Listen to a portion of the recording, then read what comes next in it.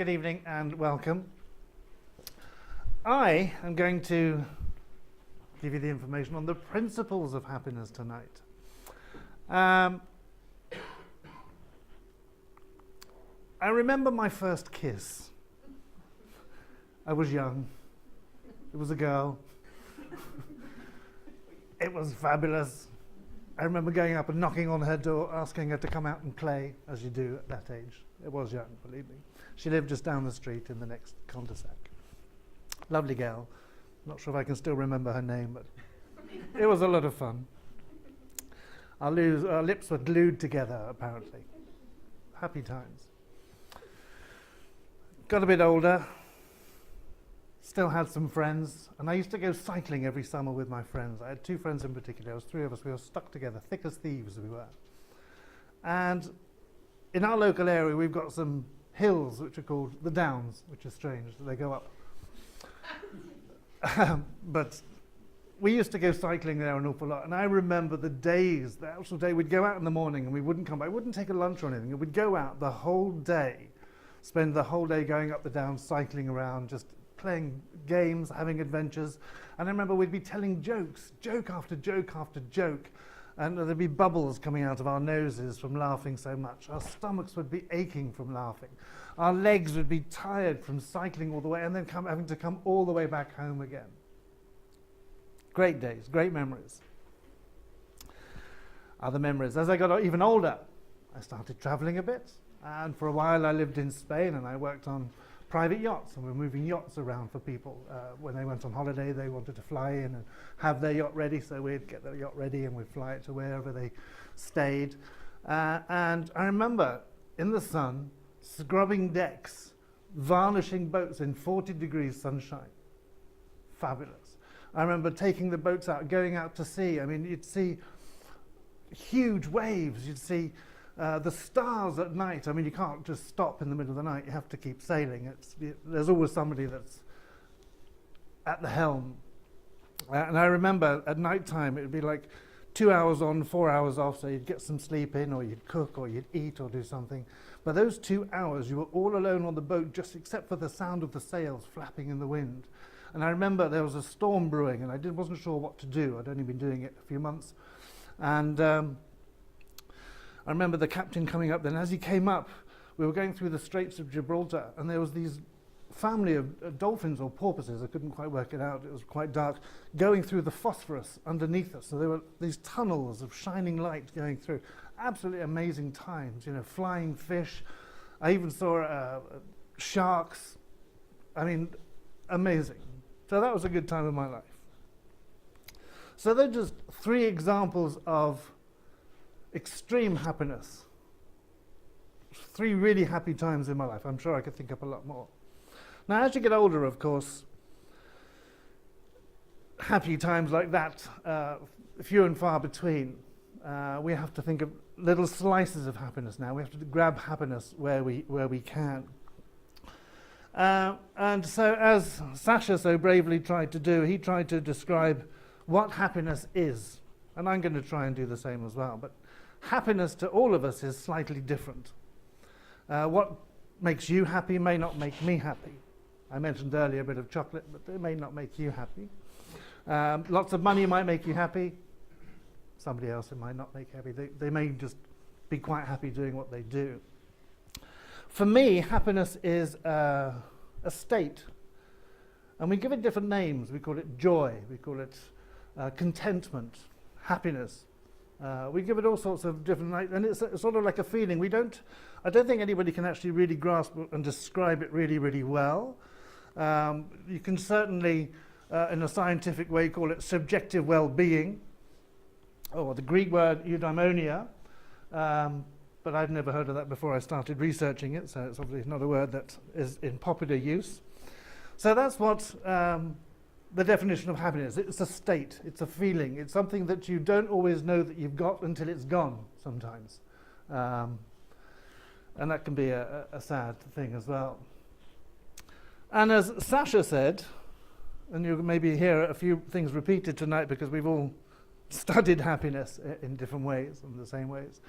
And one of the things, the important things that came up in the studies was that Sasha was right. Everybody has their own level of happiness. Now, if you're someone who's generally really happy, you'll go like on your journey, if you like, of happiness. And if something sad happens, you go down for a while and you come back up again and you carry on your journey at your level. You may be pretty sort of miserable all the time. We all know older people that are miserable, so their happiness level must be low. And of course, you go up, you go down, you go up and you down. Everybody has their happiness level. Now, the reason I've got this story time up there's a story which demonstrates this quite a lot, quite well actually. And I'm going to tell you a little story. Very quick. There's this, imagine this, picture this old village, or old town, old city if you like, and it's got a wall around it. And there's this little old man sitting by the entrance to the city. And he's watching everybody go in and out. And he's sitting there one day, playing his game, hoping for someone to join him. And this stranger comes up to him and says, "Excuse me, sir, can I ask you a question?" The old man says yes. And the guy says, "What are the people like in this city? I've never been here before." And the old man says, he answers with a question actually. He says, "Well, what were the people in the town that you just come from? What were they like?" And the stranger said, "Well, they weren't very friendly, to be honest. They weren't very nice. Didn't want to hang around for long, so I left." And the guy said, "Well, you're pretty likely to find the same sort of people here." The guy shrugged his shoulders and went on his way. Shortly after, another stranger came up to the old man. The old man looked up, hoping to find someone to play with him. And the guy asked the same question. He said, "Excuse me," he said, "what are the people like in this city? I've never been here before." And the old man again, of course, answered with a question again. He says, "Well, what were the people like in the city that you've just come from?" And the guy said, "Oh, they were great, very friendly. I made some really good friends there, I had a fantastic time." And the old man said, "Well, you're pretty likely to find the same sort of people here." And this other guy who'd heard the conversation came over once the stranger had left and said, "You've just..." Two different strangers. He said, "You've had the same conversation, but different answers." He said, "Yes, that's because everybody carries their own world with them. So if you're going to be at a certain level, if you're going to be miserable, you're going to meet miserable people. If you're going to be happy, you're going to meet happy people. You have to be open to happiness if you want some." So that was the story which showed that. And Rumi, everybody knows Rumi. There's a quote from Rumi there. There's the second part that I like. And he says that all despair is followed by hope, and all darkness is followed by sunshine. Again, that goes up with the wave that we all have. We have our level, we go down, we come back up again.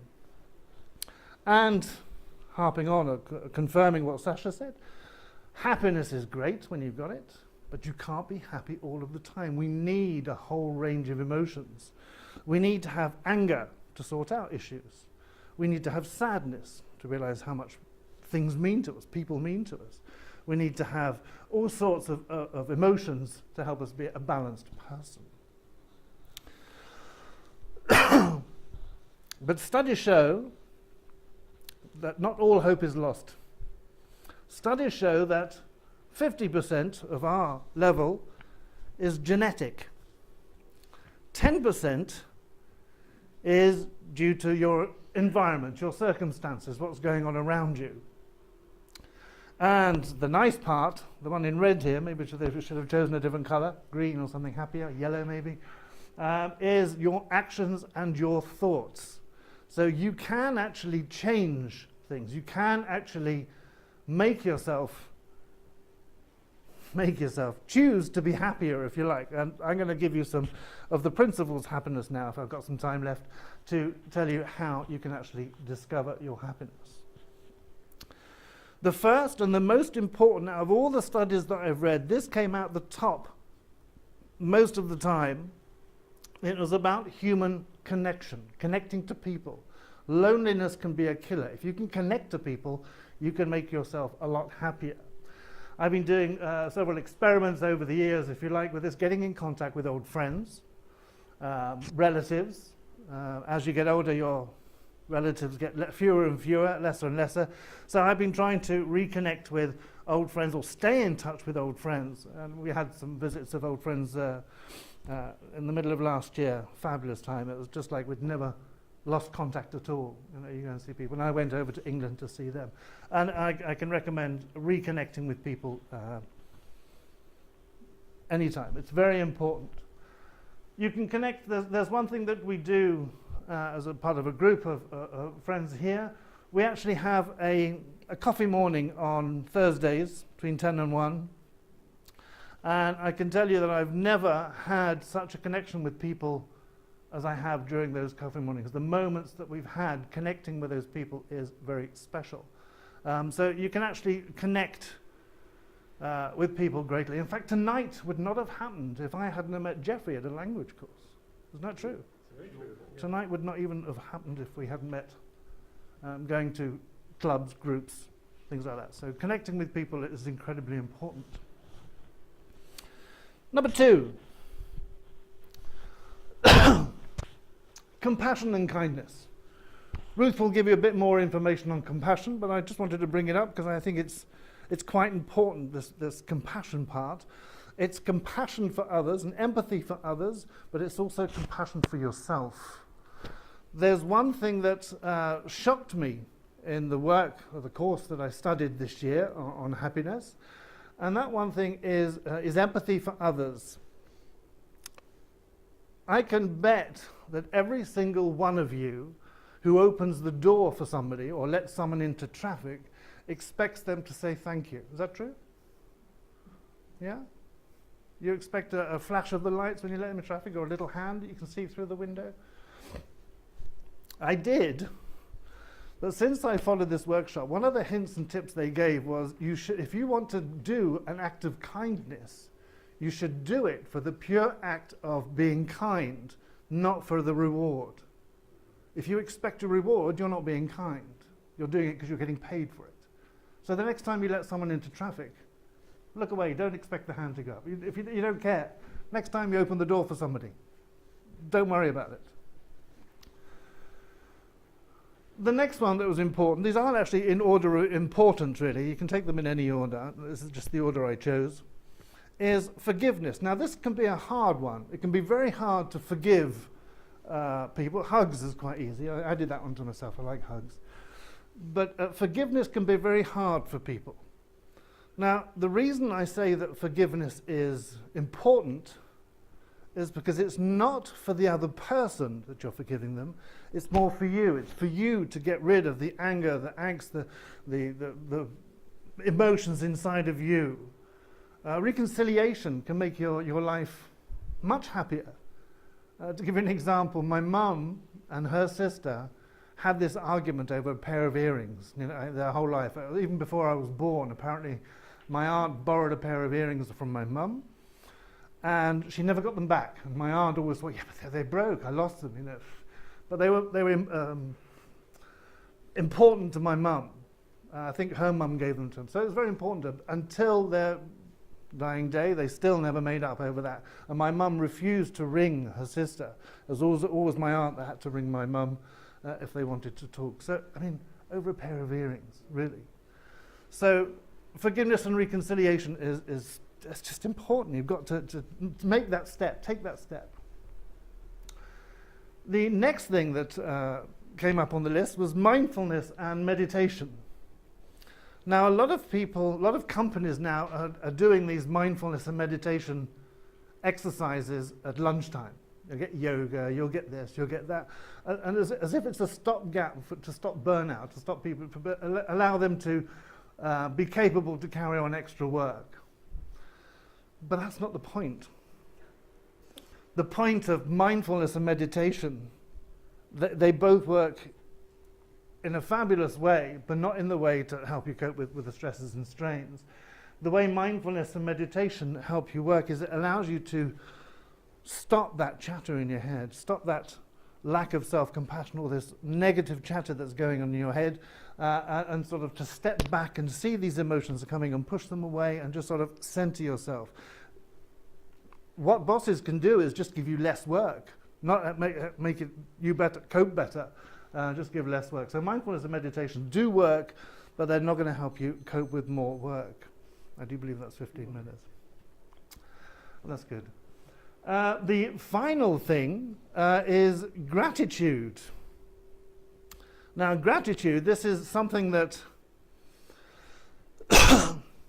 I wouldn't say I found it hard, but certainly I think I'm quite a grateful person in the first place, so I think maybe the difference is not as great. Now, in previous workshops I've given on happiness, I've explained two methods that most people think about with gratitude, and that is to have a gratitude jar, whereas you write down on slips of paper all the things that you're grateful for, and you stick them in the jar, and at the end of the year you can take them out and read them and say, oh yeah, okay, that wasn't too bad. Oh yeah, I remember that. Oh, that's nice. That's good. Oh yeah. Or I've given actually booklets out to people where they can make notes every day, 3 things they're grateful for, and you can go back to the book and open it. But there's a third way.